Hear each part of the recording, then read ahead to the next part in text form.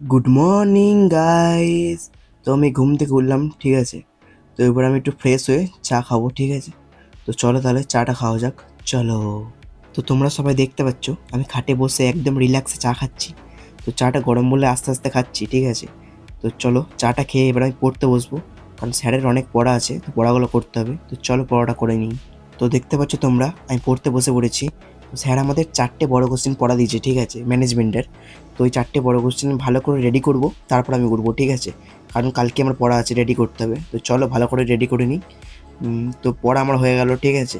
তো আর পড়তে ভালো লাগছে না, বেশিক্ষণ পড়তে ভালো লাগে না একভাবে, ঠিক আছে। তো চলো একটু বাইরে যাই, খিদেও পেয়েছে। তো আমি বাইরে বেরিয়ে বাটি করে নিয়ে নিয়েছি চাল ভাজা, দেখতে পাচ্ছ তোমরা সবাই।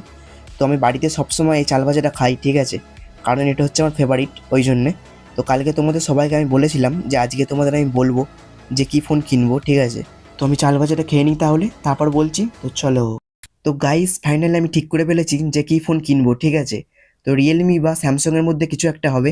তোমরা সবাই গেস করে বলো যে কী হতে পারে। তো আমি ঠিক করেছি যে আমি ফোনটা কিনে একটা আনবক্সিং ব্লগ বানাবো। তো ওই দিনই তোমরা জানতে পারবে যে আমি কোন ফোনটা কিনছি, ঠিক আছে। তো বেশ, আজকে এটুকুই, দেখা হচ্ছে তাহলে তোমাদের সাথে নেক্সট ব্লগে। আজকের জন্য তাহলে বাই।